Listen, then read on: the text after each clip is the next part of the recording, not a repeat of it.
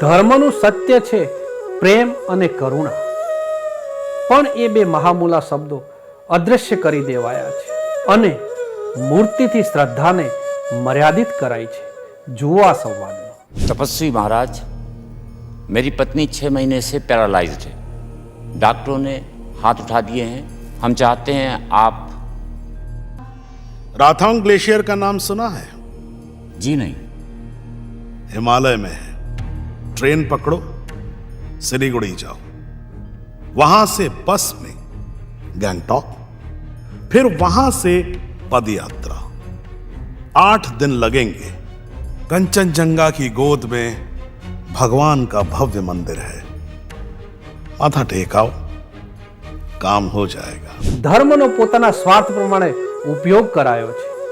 ધર્મનું કામ છે માણસને નિર્ભય બનાવવાનું, જ્યારે આ ધર્માચાર્યોએ ધર્મના ઉપયોગ થકી આપણને નિર્બળ બનાવી દીધા છે।